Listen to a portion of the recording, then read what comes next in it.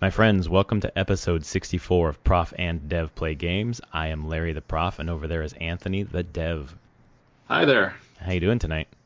Pretty good. How am I sounding tonight? You're sounding great. Yes. Listeners, I've had some mic problems the last couple months and couldn't get my really expensive mics to work, so I've been using a crappy boom mic, and today Anthony helped me find the solution to fix my microphone. Turned out my USB cable was junk. So I've got actually the charging cable for my Nintendo Wii U Pro controller is what's running this microphone right now. Yeah. The only reason I knew that was a problem is because I've had that exact error and issue with my mic. Well, thank you so much. And it wasn't constant. Mine wasn't constant. Mine was just sometimes the wire clearly had a break in it somewhere. Right. And if it just moved the wrong way, yeah, total malfunction. Oh, man. This is so nice. It sounds so much better. So tonight, it's our Game of the Year show. We have 3 sections. We're going to start with our disappointments from 2016, kind of get the bad stuff out of the way. Then we're going to talk about the runners-up that didn't quite make our list, our top 5. We each have a top 5. Then we will give our top 5 games of the year, and we will do tabulations to figure out the Prof and Dev Play Games Game of the Year. And we will do that in this way. The number 1 game on each of our lists gets 5 points. Or did I say 10 points on that list? In Slack, I forget.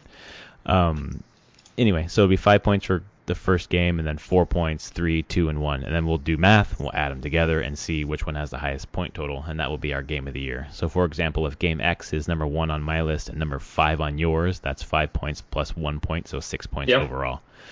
And then for everybody, next week we're going to record a show a little early and submit it for next week. Basically our predictions episode. We'll go through the predictions we made for 2016, see how far we were off, and I'm sure we probably were pretty far off, and then make predictions for 2017. And that will be the last episode of the year. And then when we come back in January, we'll have some information on our video game book club, also what we're going to do in terms of some Let's Plays for YouTube and Twitch, and also celebrate our 1 year together, because that will be 1 year where we've done this every single week. That's crazy. Pretty cool, huh? A year gone by. That's shocking. Yeah. So let's start with our disappointments of the year. I've got 2 on my list, and you've got a couple too. Why don't you start? Tell us some things that you were disappointed in 2016 in terms of games.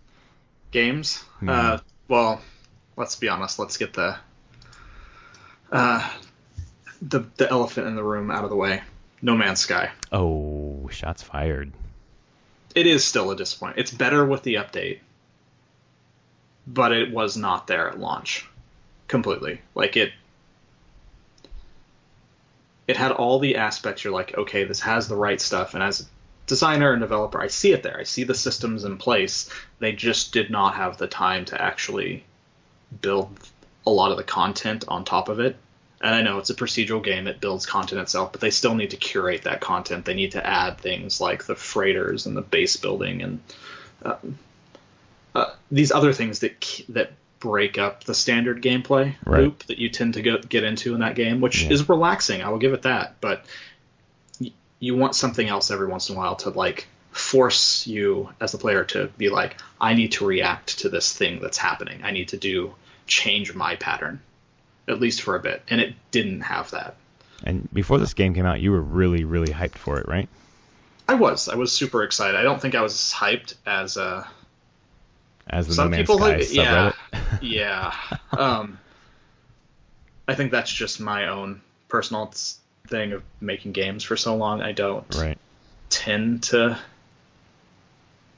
get as hyped as that anymore, or I can sniff out like whenever it's like I shouldn't get myself that hyped. But I let myself kind of go like, okay, they're saying some of the right stuff, but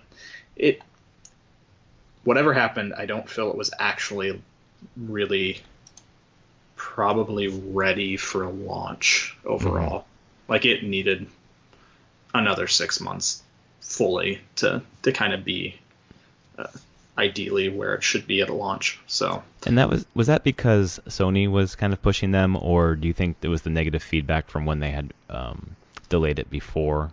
It's hard to say, honestly. Yeah. Okay. I'm sure there was some pressure from Sony, but there's also that pressure that there's probably milestone payments in there. Mm-hmm. So I don't know how long their studio could run without releasing. Like if you don't deliver it on this date, you don't get paid. Well, you don't deliver it on this date. You will still get your money eventually, but usually games are set up in publishing agreements are set up in milestones. Usually a couple. That's like when you hit that milestone, you get a payment. Mm-hmm. And a lot of studios need those payments to survive. Right.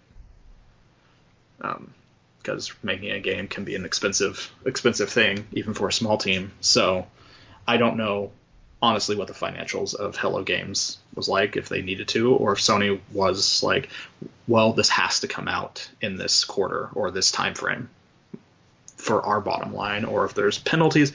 It's hard to say. All contracts are kind of different. And I guess at the end of the day, it doesn't really matter. It doesn't affect what it ended up being, why the reason. It just ended up being a disappointment for a lot of people. Yeah. So, I mean, this was the biggest disappointment for me overall. I only have 2 disappointments. The other one's more just not a specific game, but a general gaming thing. Okay. So, No Man's Sky is one. My second big disappointment is there doesn't seem to be a killer app for VR. No, there really doesn't. And hearing a lot of people talking about their experience playing VR, I think it was the Game Informer podcast today, they said, yet again, here's a really nice experience. I wouldn't spend $600 on a VR unit plus a rig to play this 20-minute experience. And that's just really, like, the only thing that I've heard someone say is the killer experience is, like, Google Maps VR. Mm-hmm. Like, beyond whenever you were here and we did it through, like, that fake Google Maps experience. Right. Like, Google has actually done a whole VR setup that's awesome. For Maps now, which is great. And I'm just like, if that's your killer app, I don't think you're going to be selling a lot of units. Yeah, I'm not really in on that. I was thinking about this. It's cool. It's awesome, but... Well, I was thinking about this week when, as soon as the pre-order launched back in March, I think, you and I both got one.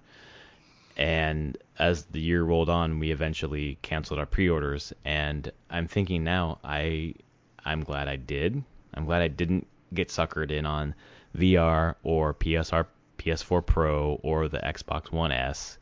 Obviously that gives me more money for Switch. But yeah, there's nothing in VR that makes me think I wish I had it. Yeah, I mean, I love the experience when I have it, but I'm just like, there's nothing there to make me want to spend the $500 to $800 right for it right now.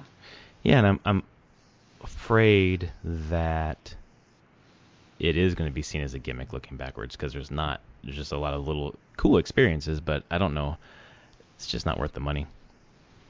Yeah, and even people I know that have, like, that got, like, the Vive, they're not using it consistently anymore. They'll use it every once in a while, but I mean, I used to see them on Steam all the time playing VR games.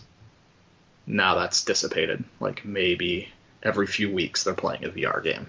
So it was more about the novelty, maybe. Yeah, or, like, that's the thing. There's just nothing to really bring them back. Like, these little experiences are dying off, and we haven't seen any big VR experiences yet. Like, there was no big launch title. Like, there's Eve Valkyrie, which unfortunately doesn't seem like it's really moved much. Yeah. It's a cool game. It's a lot of fun to play, but it's like launching a console. There seems to be kind of a lot of small little things, but nothing that's like, everyone wants to play this. When I was thinking about it earlier this week, I was thinking, like, what game would sell it for me? What game would I want to play? And I was thinking, for example, Shadows of Mordor, or Assassin's Creed, like a third person action adventure game, even like a Mario game. Like, let me play that in VR, where it's third person. I'm controlling a character that I can see the full body of, but it's in 3D. Like, I feel like I'm there over top of them, watching them do this. My own game that I've been making that was we did a test to see like, oh, if you're doing that isometric Yeah. third person, like how would this work if the character, your head was the camera looking down at the world, and then as the character is moving, like you kind of stay with the character, not with the character. It was actually just based on like the rooms that you're in. You could basically transition from room to room as you're going through, but while you're looking down at a room, you could look in, you could look around corners to see your character, do all sorts of weird stuff like that. And it was that's the thing, it's an interesting experience, not necessary though. Yeah, and that's, I'm fine with that. Like, I don't think it's necessary to like play Shadows of Mordor in VR, but that's the kind of experience that I'm looking for. Like, kind of feeling like you're there, but it's obviously not necessary. Like, I don't need to be in the first person feeling like I'm that thing or that robot or whatever. Yeah. I'm Batman. I would like to see that in VR. I think it'd be really cool, but I don't think that the publishers are really going in that direction. And it made me think about your game, because I know that when I looked at your game, you were talking about doing that, basically watching it in a third-person perspective. Yeah, it was something we tried. It's always kind of in the back of our minds if we want to do that or not, because it's not the hardest thing to do, but I guess what's the worth of it overall? Yeah, that makes sense. So for me, I've got 2 disappointments as well. My first disappointment is and my biggest one, Teenage Mutant Ninja Turtles Mutants in Manhattan.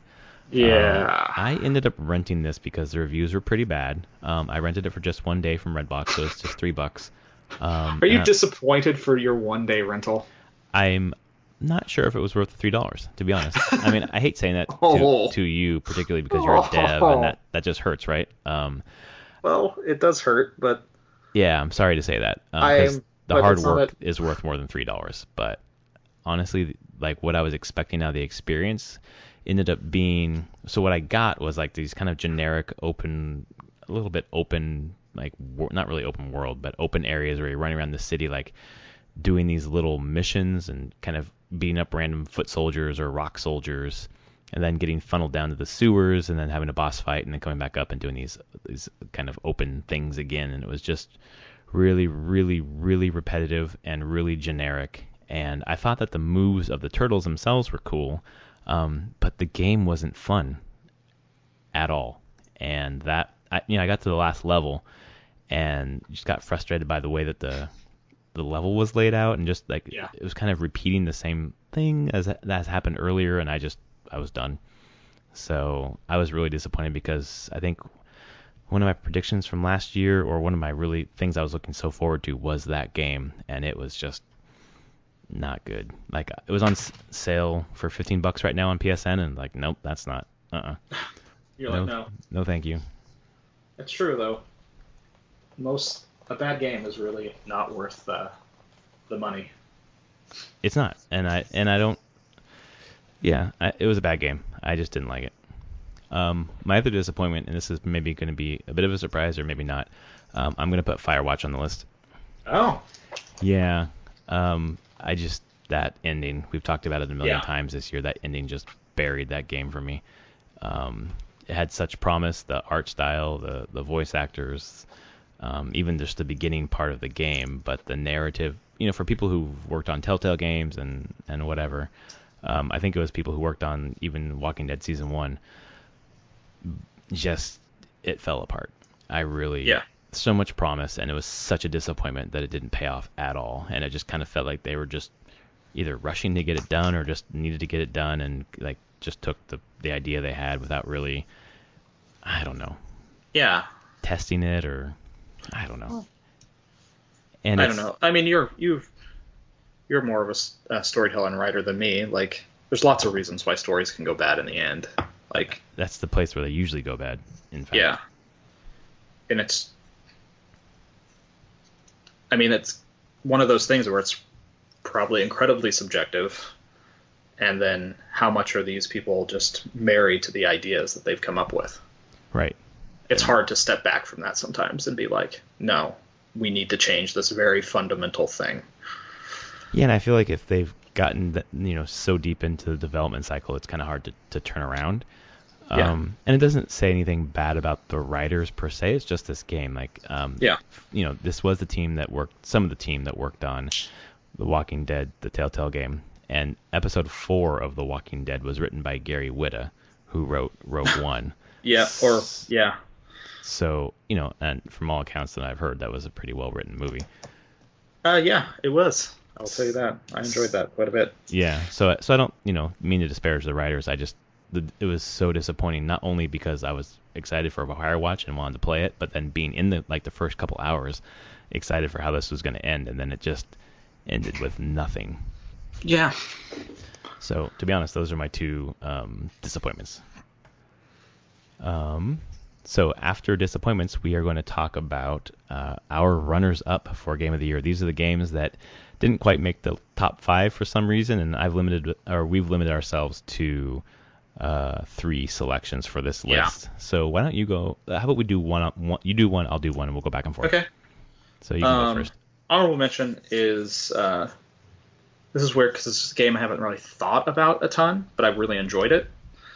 And that's probably why it's honorable mention. XCOM 2. Mm-hmm. Because I was really into it there for a bit, and then got distracted. And I still think really fondly of it. And last week when I was thinking about the games I played, I was like, oh yeah, that came out. It was really good. Why didn't I play more of it?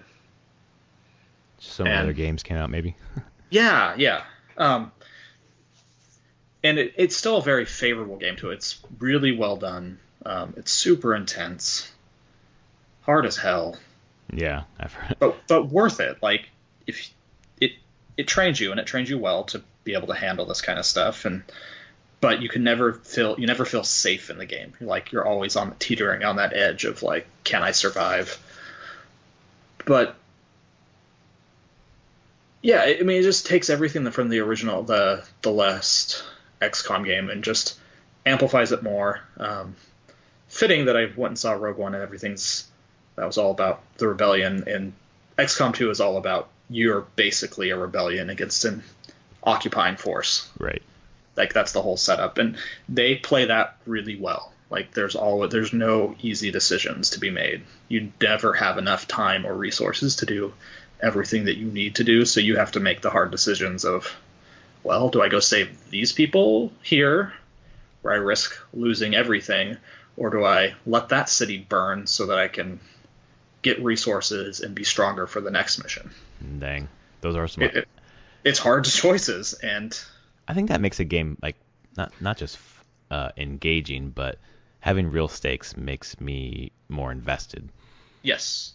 And I think that's where the game was really good. It made you feel really invested in what was going on, and the soldiers that you were managing, and their lives, basically, like just creating the story. So, yep, it's not enough to be in the top 5, but it definitely is one of the better games of the year.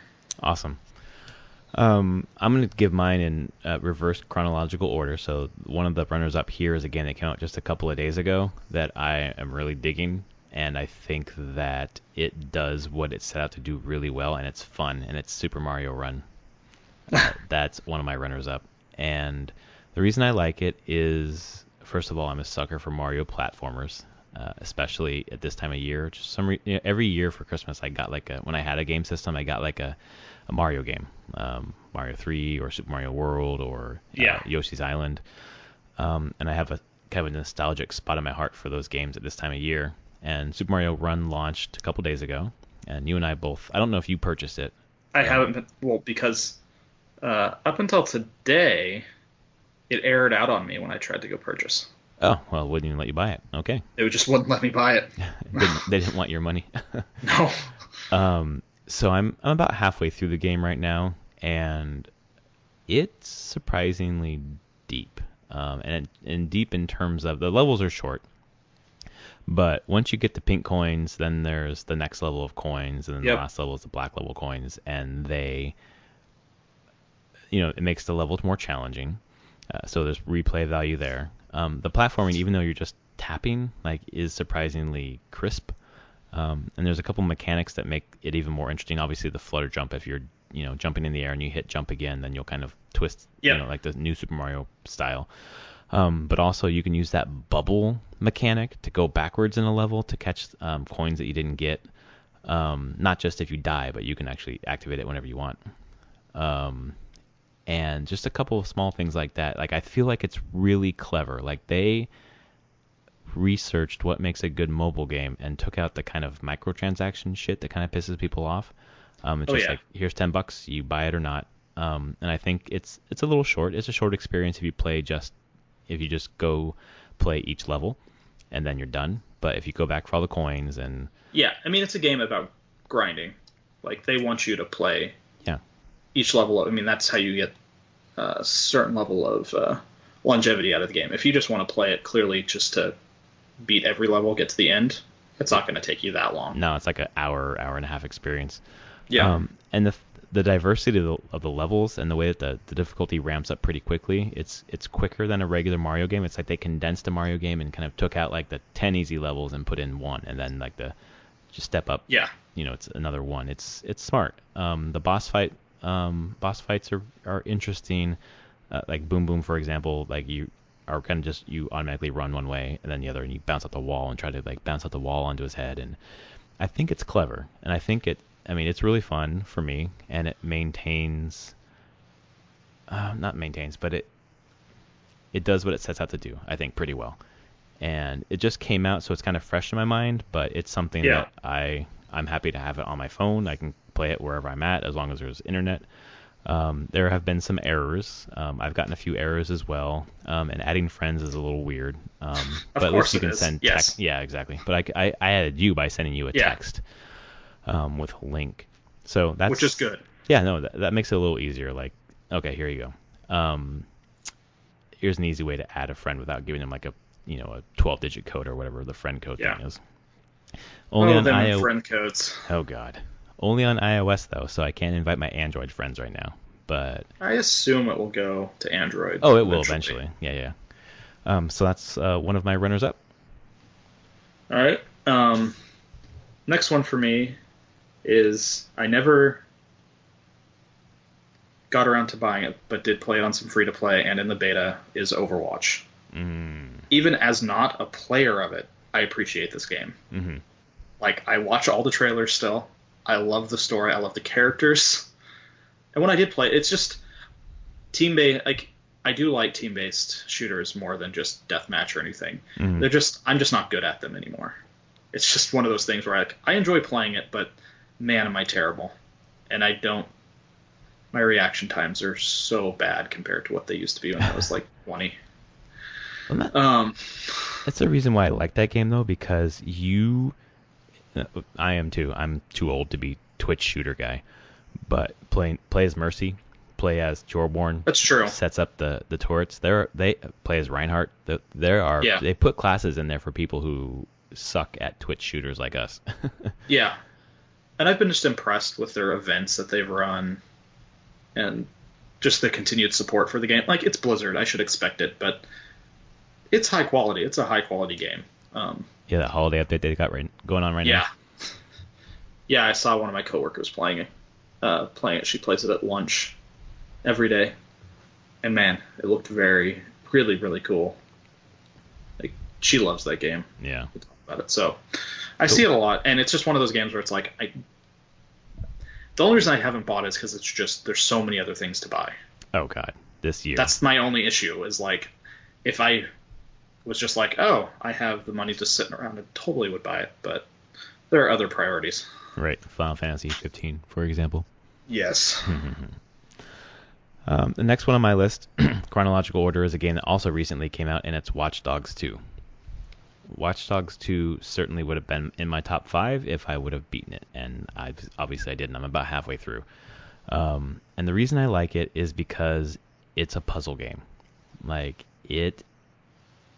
you can play it like GTA, guns out, shooting people, but it's much more fun to use your drones, to use your little helicopter, to use your hacking skills to achieve these objectives. And the characters, so it doesn't take itself too seriously. The characters are kind of like poking fun at like hacker culture a little bit, and I've heard some people kind of find some of the characters annoying, but I think they're endearing and funny, and the dialogue is engaging. I like having kind of like the witty quote unquote banter between the characters is fun. I mean, he's talking to the parts of his DedSec team as he's roaming around these different missions, and the side missions are hilarious. The things that they, for example, I just did one about a 52 hertz whale, and there's some sort of hacking competition associated with it, and you're kind of BSing as you're going through this side mission, and it's a mission that you might not ever do if you don't stumble across it, and it's kind of the attention to detail in terms of the dialogue throughout the city. Like, you might have seen that video I posted where the guy was talking about getting dick pics on his phone. Yeah. Just little things like that. Set in San Francisco, the Bay Area, it's a place that I know pretty well. The thing that kind of reason why I wouldn't really put it in my top 5 right now, I mean, obviously I didn't finish it, but I'm not sure if the way that you beat the missions wouldn't get too repetitive, because I can rely on my drones. Basically, so far it's kind of like, here's a building, get in, get the information, get out. And I could kind of do it the same way every time. So I myself am having to like vary how I do things so I don't get too bored. Like, I'll use the drones one time. Next time I'll like hack cars and run people over. The next time I'll call in gangs to like beat up people and whatever. But it is leaps and bounds funner than Watch Dogs 1, and it's a game that I'll finish. I have a little break here, so I'll finish it this break. And the platinum is pretty easy. I might even platinum it, so we'll see. But I'm having a load of fun, and that's kind of what if it sets out to do what it wants to do, and it's fun, then that's what I'm looking for. Very cool. All right. I'll have to give it a shot sometime. Yeah, when I get through it, I'll send you the disc. Thank you. You are welcome. All right, what's your last? Last one is Pokemon Sun and Moon. Oh. I haven't beat it. I don't think the game would be in my top 5. Like, the story is pretty basic. It should be. It's interesting enough. But what I can say about it is, first Pokemon normal Pokemon game, traditional Pokemon game that I've played, it's a really fun game. It's really polished. The act of collecting and filling your Pokedex and seeing new Pokemon and evolving them is incredibly compelling. It's also on my list because it's something I can play with my kids there. Oh, that's awesome. Like, I was playing tonight for a half an hour before we did books and bedtime, and they were just sitting on the couch with me, and they were so excited as I was just seeing new Pokemon and just getting excited about capturing them, and it's a really kind of infectious game that way. I see why the games have been so popular for so long. And this one, reading out how the other games worked in this one, Sun and Moon do some nice changes to the formula and do a lot of quality of life improvement. So it's a good one to hop in on. Yeah, it seems like it's a really good one to hop in on. It's definitely kind of meant for new players to come on board at. And like I said, it's a very smooth gameplay experience. Just sit down, play for 5 minutes, play for a couple hours. It doesn't really matter how much time you can put into it in one session. It kind of just fits whatever you need it to be. Mm-hmm. So it's a little bit too simplistic for me overall to be like, oh, this is the best game of the year. But if it was a top 10, yeah, it would be there. It'd be there.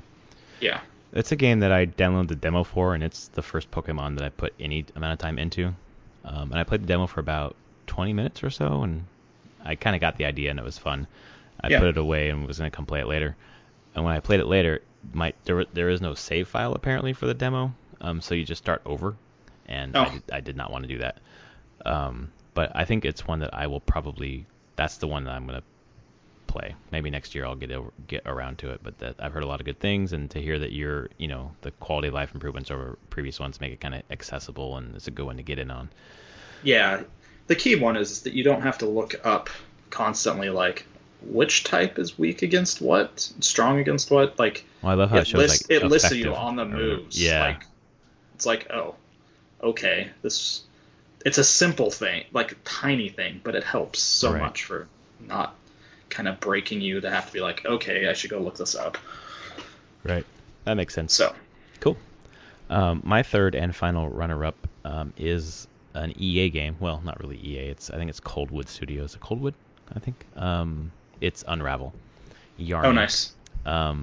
That game I played it in February, I believe, and it's a puzzle platformer. Basically, you're a yarn dude, kind of getting back to. I don't want to ruin the story because I don't think you've played it. I haven't. You should.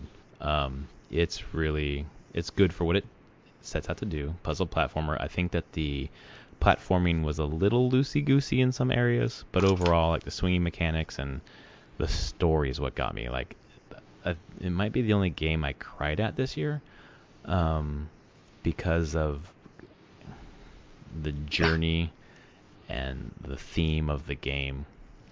Really got to me.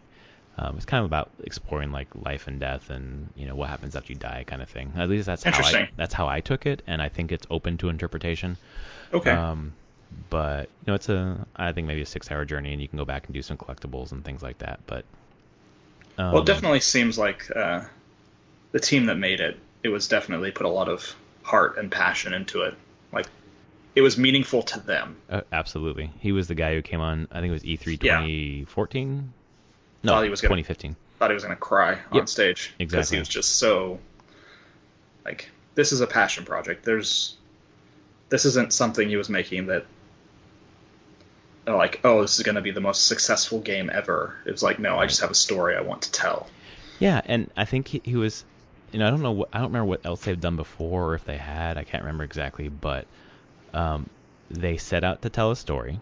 They set out to make a pretty looking game and not overstay their welcome, and they didn't.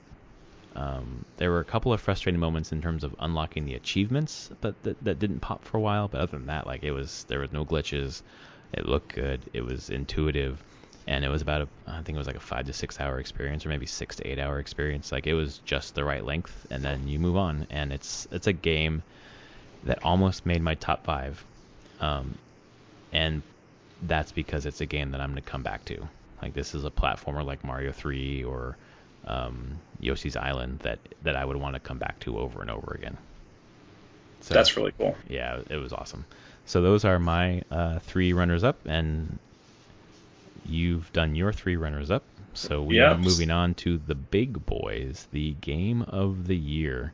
So how we're going to do this, let's start from number 5 and move up. And as we read them, I'll tally up the numbers, and then we will give our Game of the Year award at the end. All right. So what is your, Anthony, Game of the Year in slot 5? Slot 5, Hyper Light Drifter. Uh-huh. I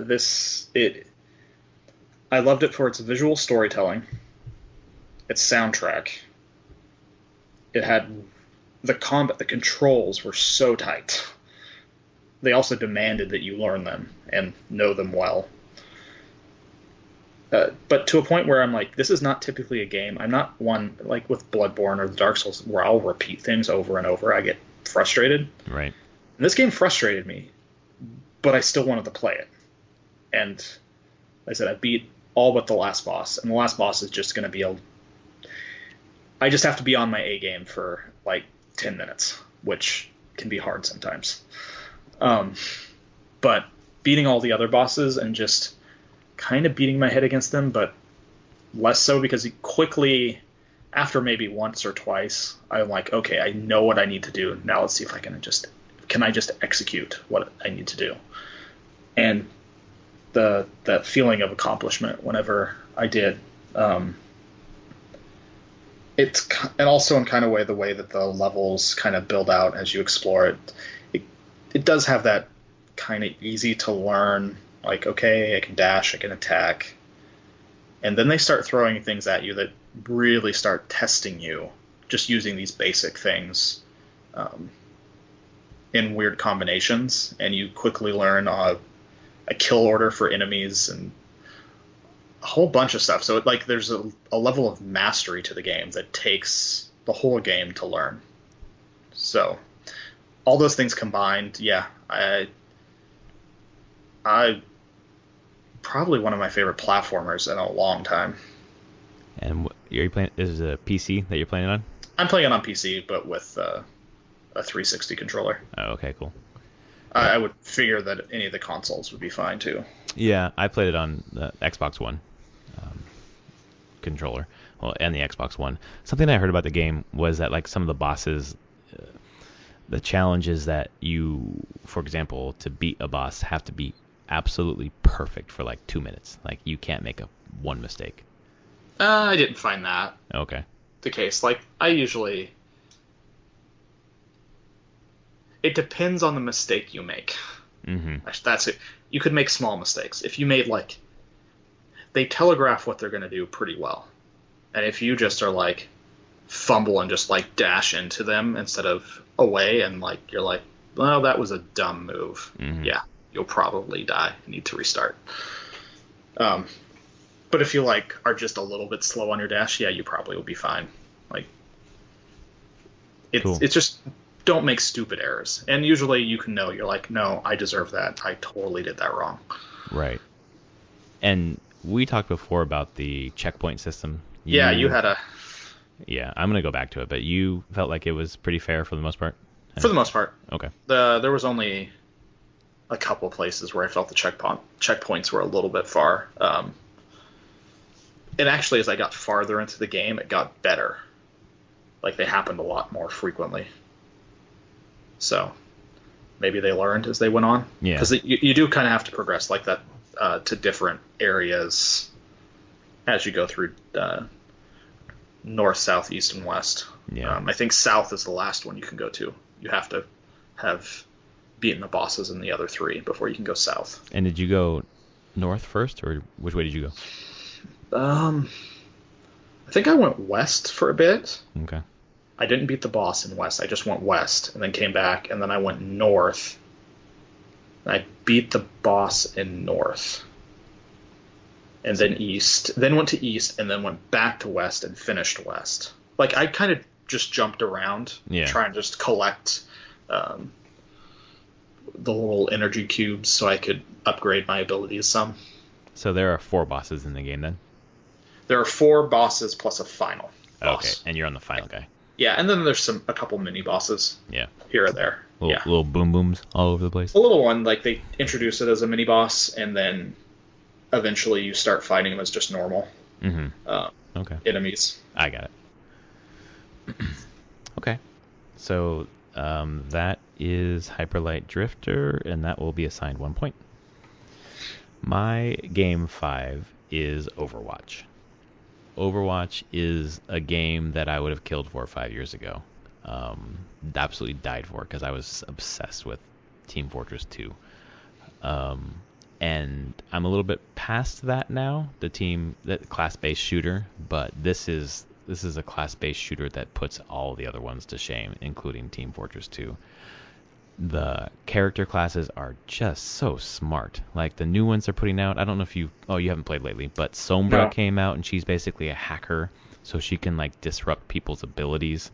Yeah. Anna is basically a healer with a sniper rifle so that she can shoot her allies and heal them or shoot the enemy and hurt them. It's Blizzard, as you mentioned earlier, so the attention to modes, kind of like the holiday modes like they did with WoW, or like during the Olympics there was a Lucio Ball kind of sport game. During Halloween there was that Horde mode, which I would like to see come back, to be honest. And then the Christmas mode, which I haven't played yet. And just the small, tight maps with lots of different ways to get around. I love Control Point. And as we talked about earlier, I think it's a game that's really accessible to people who aren't really good at twitchy stuff. Like Team Fortress 2, for example, I would play Soldier, which had a lot of splash damage, or Engineer, which I would sit at my turrets and they would shoot for me.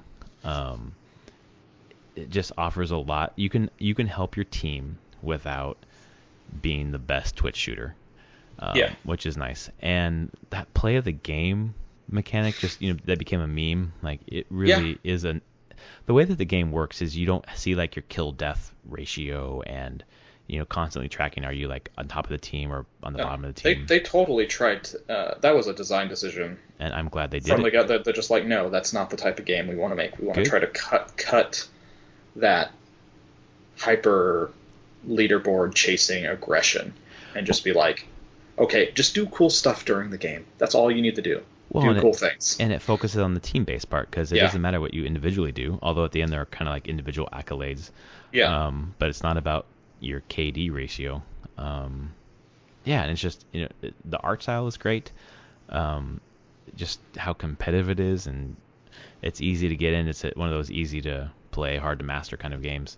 And they constantly, it's a living game, and they keep adding to it. And God, it's just Blizzard knows what the hell they're doing with all their games. They do. So Overwatch is my number 5 game of the year. Over to you, my friend. Okay, number 4. Haven't finished it yet, but it was on here. Final Fantasy 15. All right. So I think I said it last week, and I will still say this. It is greater than the sum of its parts. Mm-hmm. The story is wonky at times.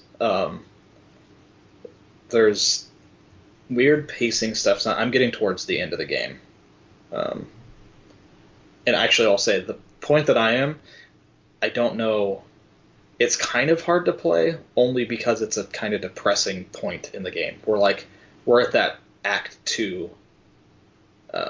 everything sucks phase. Oh. Which, a 3-act story typically goes through. So that's right.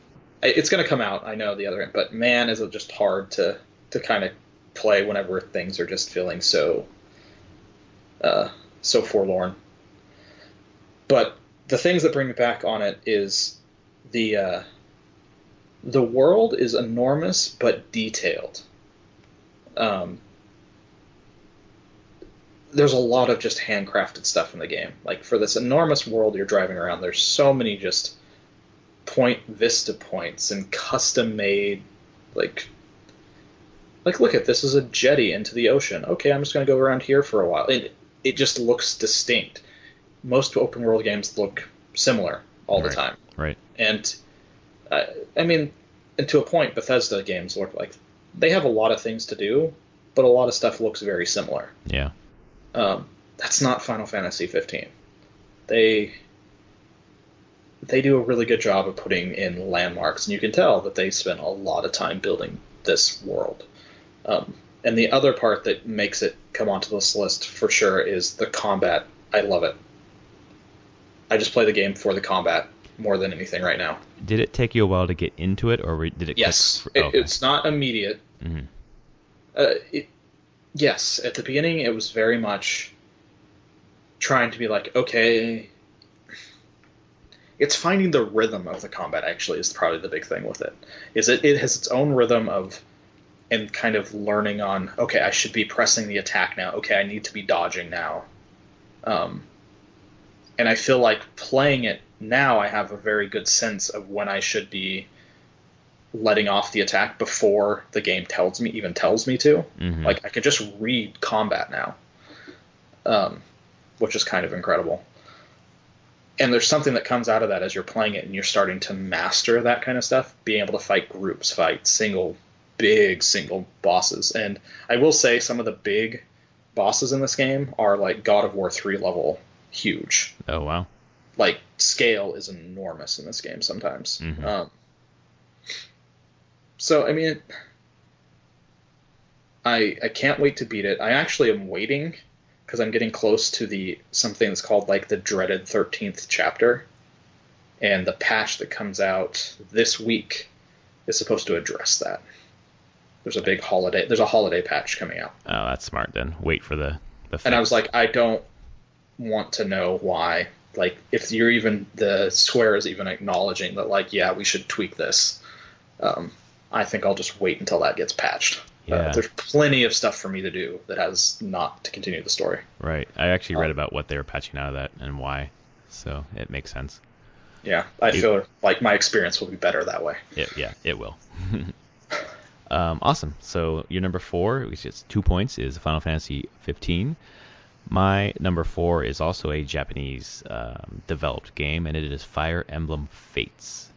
I'm a sucker for Fire Emblem. The first one I played was Awakening. I'm basically a 3DS Fire Emblem player.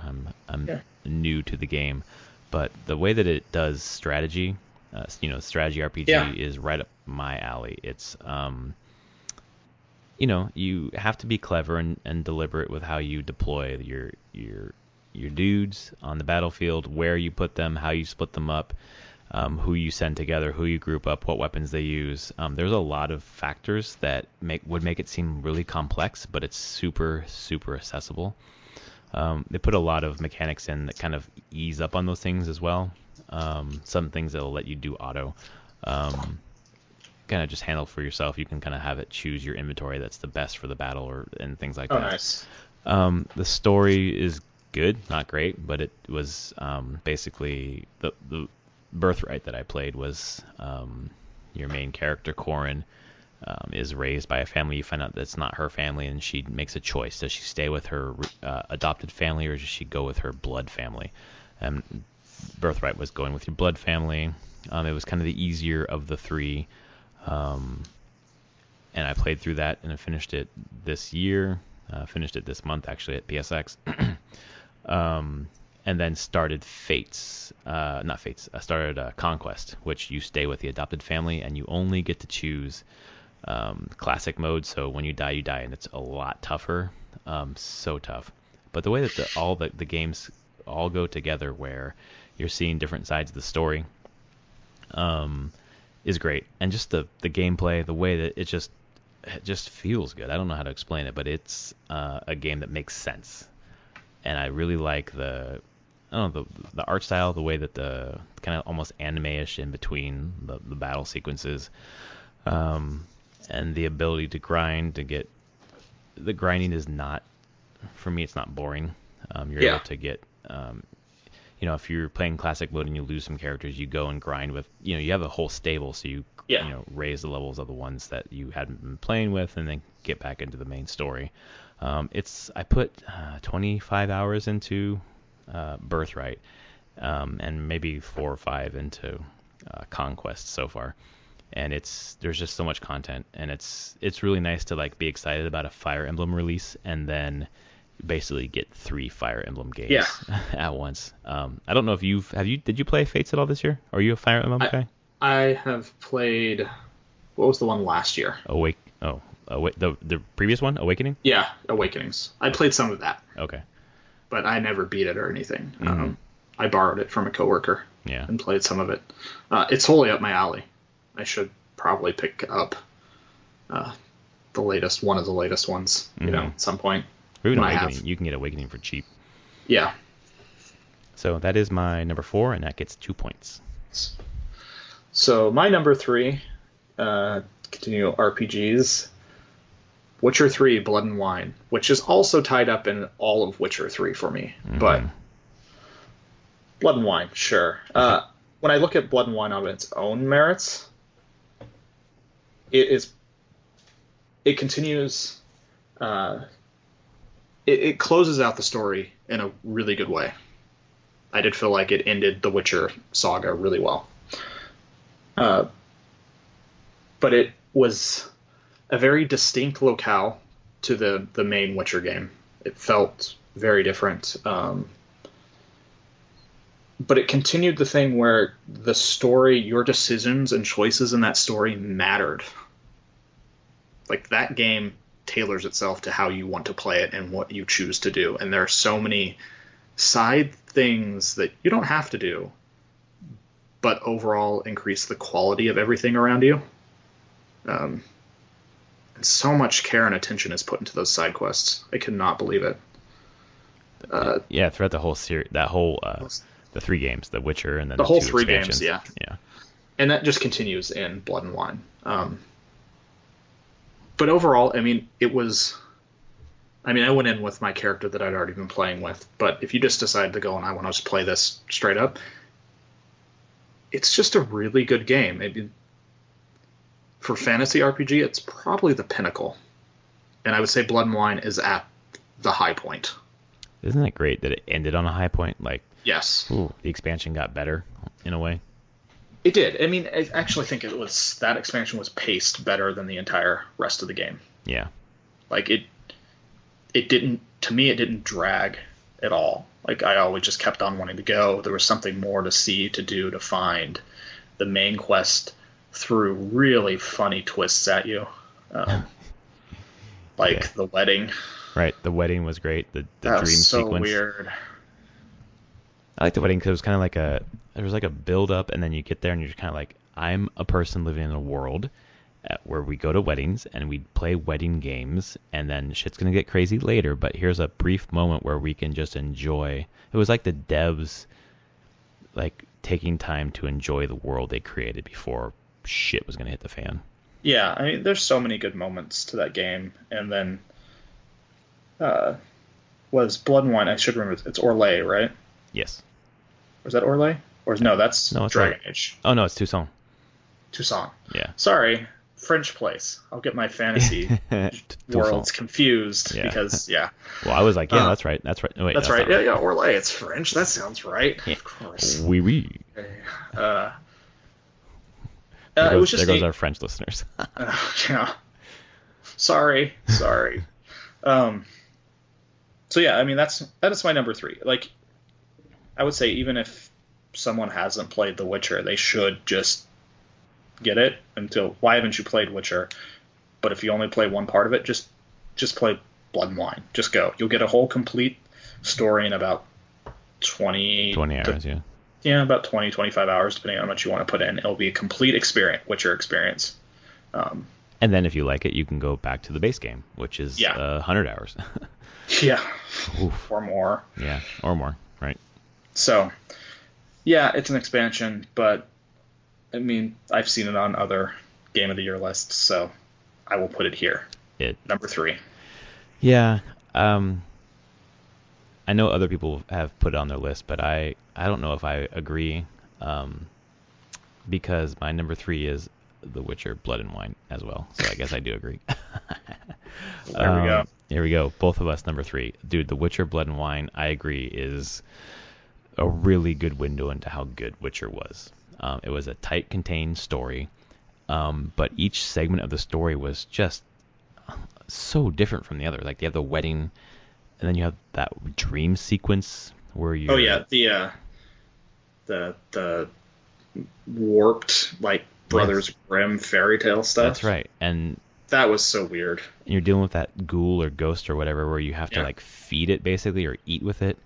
Yeah. If you do it the wrong way, like you mess it up. It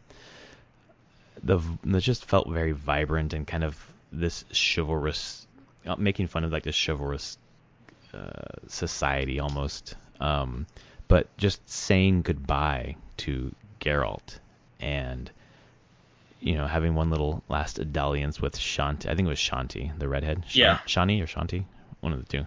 Yeah. God, you know, it's interesting the way that I played The Witcher. I played the base game on Xbox One. I played the first expansion on PS4 with a brand new character, just, you know, loaded a new character. And played the last one, Blood and Wine, on the PC with a new character too. So I didn't have like that through with one character. That through line, yeah. So I'm looking forward to going back and playing all of it with one character. I considered picking it up the Game of the Year, the Game of the Year edition eventually for the PS4. Yeah, getting trophies with it. That's right. So I have the base game plus one expansion. So I'll probably buy the last one on PS4 and just go all the way through on Death March. Which I never play games on like the higher difficulty, but that one I feel like deserves it. That is, I don't know if we'll ever see another fantasy RPG that even comes close. I think BioWare would like to try. I hope people try. I want them to try. I'm almost certain that BioWare... I mean, I've listened to some of the devs at BioWare talk about how much they respect what Witcher 3 did and how much they are looking at what it did and learning from what it did. Dude, if they shoot for the stars and hit the moon, that would be a fantastic game. Because Inquisition was okay. I couldn't really get into the story too much. But just like you said, the side stories alone in Witcher 3 Blood and Wine, it's better writing than the whole game of other, you know, AAA games, to be honest. And I thought Blood and Wine was hands ahead above the first expansion, which I can't remember what the name of it was right now. Hearts of Stone. Hearts of Stone, that's it. Just wonderful. And, you know, obviously Witcher 3 was my game of the year last year. Yeah. Which is funny that this one should have been, I thought, maybe my game of the year, but there were 2 other games that I thought were better. But this game is a must-play for, honestly, anyone, any gamer. Oh, it's so good. So that's number 3. Now we're on to the second one on your list. All right, so 1 and 2 were very hard for me to choose. Mm-hmm. And I think I put it in this direction because of my background of making games, and so I have a certain affinity to number 1. There's a certain camaraderie to it, but number 2 is Uncharted 4. Oof, not number 1. Oof. What we've said a lot about Uncharted 4, but for me, I mean, I played the games as they come out, since 2 came out. So, sticks the landing. It ends the series on a high note. Like, it closes up the story nicely. I felt fulfilled by the story. It introduces it. The returning characters are great, and introduces new characters, which are also great, and you feel like you get to know them well, even though they haven't been in 3 previous games. Right. Which is actually a really hard thing to do, but I think they pulled it off greatly.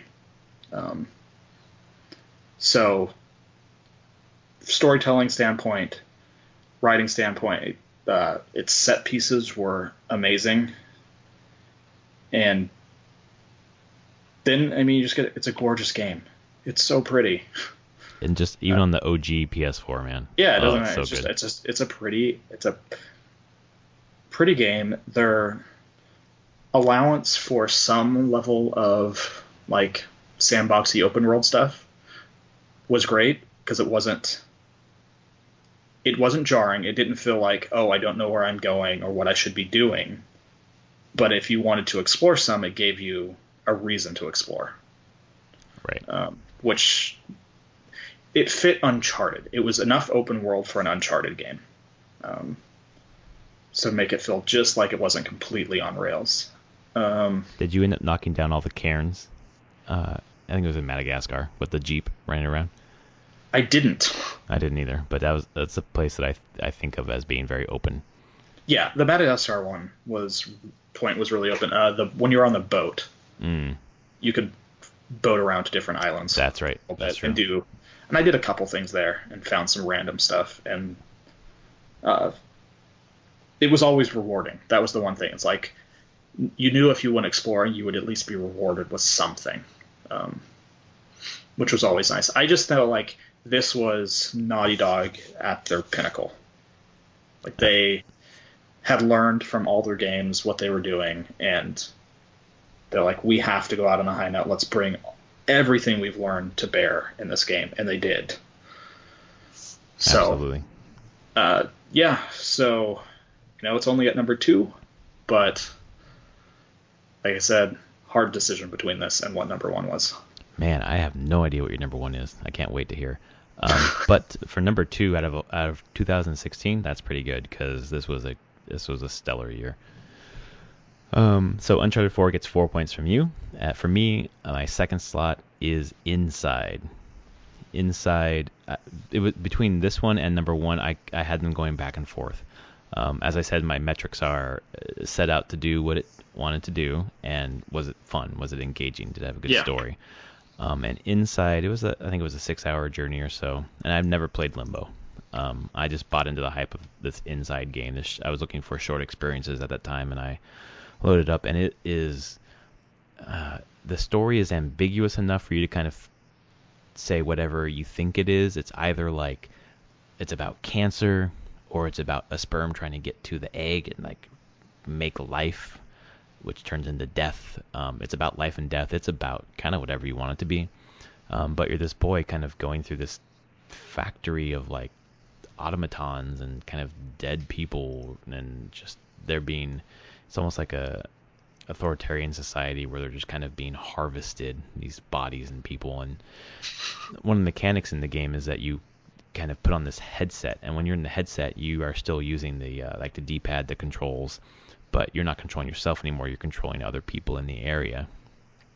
And the way that these puzzles work, It's basically a puzzle platformer with a really great art style. And the puzzles were just... I usually beat my head against these kind of games because I don't quite know what the game is wanting me to do. Yeah. But there was never a moment in that game where it didn't make sense. Like I saw exactly what I needed to do and I did it, and it was never frustrating. It was, it was like an experience. I don't know, like I keep relating it to like you meet someone at a bar, like a beautiful woman at a bar, or beautiful guy at the bar, or whatever, and you kind of hook up that night. And it just feels really magical, and the next day you move on and you never see each other again, and you just always think back to how fun and special that felt. And that's what Inside feels like to me. And some people that I read about the ending didn't really like the way that it ended. I really liked the way that it ended because there's a lot to interpret there. It stuck the landing, like the promise of the game. Like I thought the ending was really good, the opposite of Firewatch, to be honest. It's just so many of the puzzles are so smart, and they're all so different from each other. You're not doing the same thing over and over again, or if you do like use that like headset mechanic or whatever, it adds another layer to it. And God, it is such a great game, and the soundtrack is good. The art, just the kind of the cell shaded, the progression is good. The way that you start on the outside and get inside and then come back outside again, and it's called Inside for a reason, and it's really, really it's a game that will leave you thinking about what it all means in a really good way, not in a Firewatch sort of way. Yeah. And it's not good just because I'm comparing it to Firewatch. Like, it's good on its own. It is a game everyone should play. Yeah, it's one that I really feel like I need to play, and it will happen. I'm actually waiting. I'm hoping that the sale, it'll be on there. Right. I have a small budget for the Steam sale. Nice. So that's my number 2, and we're on to your number 1. Okay. So it's related to you as a dev. Good God. It's a game that I should know, right? Yeah, you would know it. I talked about it quite a bit. Yeah. I don't know why It's just been a while, but I did talk about it quite a bit. Number 1 is Stardew Valley. Oh, duh. God. And this was really hard. Whenever I think of this game compared to Uncharted 4, they both are incredibly strong games in different ways. No, is Stardew Valley's art as gorgeous as Uncharted 4? No, but is Stardew Valley art charming? Yes. It's a very charming game. Like the whole concept of that game is just charming. Like you can tell it was the passion of the dev, Concerned Ape, is the name that he goes by on like Reddit and everything. Like it comes through in that game. You see how much time and love he put into that game and what he wanted to create, and it's rare that something like that comes through to people playing it, and then it's received as well as it did. And I would say it's received and done as well as it did because the game that he truly wanted to make, he wasn't the only one that actually wanted to play a game like that. People had been missing that type of game for a long time, and they were just waiting for someone to come around and give them something that was just honest and true. And that's what that game is. It's clearly a labor of love, and I would say whenever you it's kind of the ideal of when people want to be creative, especially when it's not just to I just want to be as creative so I can make a ton of money. I think this guy making a ton of money was completely secondary to the fact that he just wanted to make this game. Totally incidental, yeah. And it's great that it made money because it shows that things that people are passionate about that aren't considered the mainstream can make a lot of money and be successful. So that's just the merit. That's why it was when it comes down to being a dev, I can't completely separate that game out from its story as a indie developer darling and just being caught up in how well it's been received. Right. But then it's just a really good game. I spent so much time in this just one more day. It takes 15 to 20 minutes to play through a day. It only saves when you go to sleep at night. And so you wake, and then it saves, and you wake up, and hey, it's a new day. I should go check and see what the weather's going to be like today. I should go check and see, well, what crop. And then you're already like 5-10 minutes into the next day. I guess I should just wait I'll just finish out this day. Like, the late nights I've had because of that game. But awesome. It gives you a ton of stuff to do too. Like, I was constantly just finding new, like, okay, I have all my crops. But then there's the combat, there's different dungeons, there's the bus that takes you to the desert oasis area, and there's a whole different mine and dungeon there, and different crops and seeds you can get there. It just keeps on opening, and more and more and more to do. It gives you more as you put into it. Yeah, I don't know what to say. Like, it's a game that I can see myself coming back to every few months. Like, I don't think I'll ever go back to, like, where I always have a game that I go back to when I get stressed. I just want to relax. I think Stardew Valley is that game for me now, for the indefinite future. Awesome. It used to be Minecraft. I was hoping No Man's Sky would be that game, honestly. Yeah. But when I look at it compared to Stardew Valley, it allows you to be endlessly creative and do things, and always rewards you with your time for creating crop. You could spend so much time just building your perfect farm. Well, what a crazy year where you went in expecting like No Man's Sky to fill this void, and then this game came out of kind of nowhere, really. It did come out of nowhere. And is that thing to you? Like, this game that came out of nowhere is your game of the year. Yeah. That's really powerful and meaningful. It is a meaningful game. Like, for me, like I said, as a developer, it's hard to not look at this game and mostly smile all the time that this was successful, that it actually has broken through to so many people and really affected a lot of people's lives. Yeah. Great. That's awesome. And also, it's an interesting year for having games come out, maybe like people's first foray into that genre and make the defining game of that genre. Like, Stardew Valley is the defining farming sim, basically, or farm life sim. Yeah. I feel like Overwatch is the defining class-based shooter. I don't know, maybe even Uncharted 4 being like the defining like third-person action adventure game. At least in some people's eyes, I guess. So my number one, and it will be the number one. It will be our game of the year. It's Uncharted 4. I agree. I can't think back to that game and not like get emotional. Like, I can't. I guess that's the other game that made me cry this year. Between Elena and Nate, and the story, how it ends with the kid, and the setting up for what might be in the future, and thinking about that ending as a person who I haven't really said on this podcast, but will be a father within the next year. It really had a different resonance for me, and just the writing in that game is the best writing that I've seen. Dialogue in a game, like the best dialogue. Yeah. It felt real. Like, we talked about that. Like, absolutely. The relationship dialogue felt real. It felt like a couple that had been together and married for years. Well, and it's the type of writing that, like when I sit down to write dialogue between characters, like, it comes across as really stilted, and you kind of like flesh it out more, and say it out loud, and talk through it, and kind of refine it, and you kind of, it's almost like you take like a chunk of marble, and you're slowly whittling it away until you figure out what shape is contained within it. Like, it kind of tells you what it is. And I feel like that's how they wrote this. Like, they figured out what these characters wanted to say as opposed to what they wanted the characters to say. Yeah.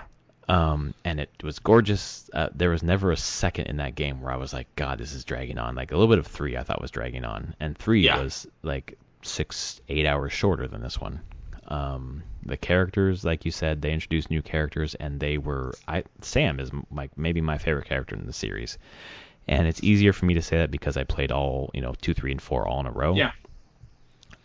But it just, the way, I guess another reason I resonate with me is because my relationship with my brother is kind of similar, where it's kind of a little eye rolling, like there's a lot of friction, a lot of tension, kind of like, I don't know, I just really saw my brother in Sam, and I saw myself in Nate, kind of like the way that we are in the world, even like kind of down on his luck versus someone else who's like kind of got things figured out. I don't know. It just, Yeah, I mean, but that's like somewhat the greatest stories are, is that you can find those pieces in the characters that you can relate to. right. And that says something, that they've created characters that you can relate your own life to. And I feel like I don't have that sibling relationship, Yeah. but I was able to relate to the relationship standpoint between Elena and Nate. I was able to really relate to the being a father, the Right. ending, Right. like that resonated beyond belief, like more than I ever expected it to. And so, I mean, I think that's why that story just holds up. Like, they've created characters that a wide range of people playing the game can relate to these characters. In Yeah. some form, they can find themselves. They can see, like, oh, I kind of understand what this character is going through. I understand that feeling. And those are, the most successful stories, because when you can fit yourself into it, it really resonates with you. And like, I just think back to just so many scenes in that game, so many, not just the set pieces, but even just the situations, like the Yeah. one where they're sneaking into like the auction to try to get I forget exactly what Yeah. they were getting, but that sticks in my mind. The car chase sticks in my mind. Nate as a kid, sticks Yeah, in where my they're going mind. through the mansion. Right. That exactly, with him and Sam as kids. Yeah. Then the woman dies and they got to run, and just the ending was so perfect. Like, you guys need to give classes on how to end a story. Like, you end it, but still have a way to like have future games. Like this new single player DLC that's coming out is Yeah. a smart way to continue without, Nate's done, but let's do something else. And luckily, this game is on sale at Best Buy. Right Yeah. now, it's $30, I think. But with Gamers Club Unlocked, which I have, it drops it down to $24, which is a goddamn steal. Like, Yeah. that's worth full price. I've played through it. I'd probably go buy it full price, but I can, get it cheaper, which is nice. And then get into the co-op. Hopefully, we can play some Yes. co-op together. Soon. I work tomorrow and Tuesday. Wednesday I have a party, but then after that I don't actually go back into the office until January 2nd. Oh, perfect. Then we'll have some I time. mean, to do it. I'll be working at home some Yeah, yeah. during the day, and like for me, work can be wherever I need it to be. But Yeah. We'll have to try it out. no one will be in the office, so there's no reason for me to be the only lonely person sitting Right. in an office in Seattle. Well, then we will have to try that out. Yeah. And it's just, God, it's good in every single way. Like, I agree. whatever category that you say, it's good. Sound design, Yep. art. And the other thing that I really like about it is that it's, we're so steeped in open world games right now, and you kind of get that open world fatigue. This, like, Yep. just to have like a linear, straightforward, little bit of exploration, but like we're gonna tell you a story. And oh man, I'm so thankful you let me borrow that game. I'm so happy that I decided to YouTube Uncharted 1 and then start playing Uncharted. I'm glad you enjoyed it after you gave it the chance after one. God, because I Just being didn't like, like 1. Yeah. But geez, it's honestly like one of my favorite games of all time, Uncharted 4. And just if you take 2, 3, and 4 as a whole, like, just up Yeah. there for me with Witcher 3 and Mario 3. Amazing. So if we tabulate, the top 4 from us, we have Inside has 4 points, Stardew Valley has 5. Runner-up for Game of the Year for us is Blood and Wine, Witcher 3 with 6 points, and the Game of the Year from Prof and Dev Play Games, we'll make a little icon, little press release, quote unquote, to send it to Naughty Dog and put it out in the a little ether. cap. Yeah, Yep. exactly right. Is Uncharted 4. Yeah. And there is something that I want to kind of add to the games we just said. I kind of want to make the other person play one game from our list. Okay. So if I take my top 5, you need to play Inside. Yes, I do. Which one haven't you played on my list? I would say that the 2 that I haven't given real enough time to, like I played a little bit of Hyper Light Drifter, but not really enough to say that I played it. So you're number 4 and number 5. Okay. Now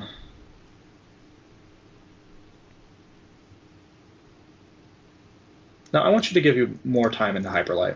Okay. Just fight through that initial save point. Right. I might just restart and just try it again. Yeah. Okay. I will do Hyper Light Drifter then, and we'll report back at some point in 2017. So everyone listening to us, thank you so much for sticking with us through 2017. We have one more episode this season, this year, and it's going to be our prediction episode where we are going to review our probably pretty shitty predictions for 2016, and then we will make 5 predictions for 2017. We will 5 now. I think we did God. I think we did 5 last year. Was it 5? Yeah, that was 3. Oh, okay. If it's 3, then we'll do 3. I can't. Oh, you know what? You might be right. I think it was 3. Okay. So we'll do 3 and 3. We'll review and then tell you what we think is going to happen for 2017. And we'll see who had the most points from our predictions for 2016. Yeah, we'll see. Yeah. So before we sign off, we've got a couple of weeks before the new year. So what are you hoping to play in your kind of break time? In break, I'm going to finish Final Fantasy 15. Okay. I want to get that done sooner rather than later. Like I said, after the 22nd, when I get that patch. I'm hoping to play that. The Steam sale comes out. I do want to pick up Inside. Hopefully it will be on sale. And I can pick that up and play it. Mm-hmm. That shouldn't take me that long. Nah, it's a short. I think you would probably do it in one sitting, maybe 2. Yeah, you're looking at 5 hours. Yeah, most of the games I really kind of want to dig into. I plan on playing some more Pokemon, especially that I'm home with my kids. Mm-hmm. We can just kind of, one of the days, all just kind of flop out on the couch and just play some Pokemon for a few hours. Right. Since they're on winter break, and that's always just a fun thing to do. Beyond that, I'm kind of just leaving myself open to see what comes up on the Steam sale. Like, I have a very large wish list of things, and kind of seeing what's going to grab me from that. Yeah. Okay. For me, it's going to be finishing Watch Dogs 2. It's going to be... I started the Call of Duty Infinite Warfare campaign. I saw you online last night doing that. Yeah, I rented it from Redbox. I'll return it tomorrow, but it's grabbed me more than Titanfall 2 did. Doesn't hurt that Jon Snow is the main villain. So, yeah, I'll do that, and then... yeah, those are really the things that I'm looking forward to right now.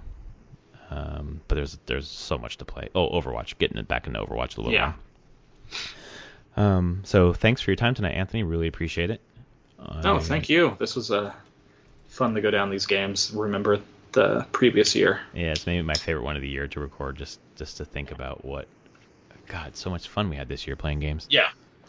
And I think next year is going to be really good too. Oh my God, I can already we can save that for predictions. Exactly. But yeah, it should be pretty good. I think we're going to predict what our GOTY is, and there are 2 on my list that I think are probably going to be it, and I think they're exactly the same ones that are on your list. All right, man. Thanks so much. Right. On Twitter, he is at SummerSpeak, and I am at Prof Plays Games. So hopefully you'll communicate with us there, and we will see you next week. All right. Good night, everyone. All right. Night, folks.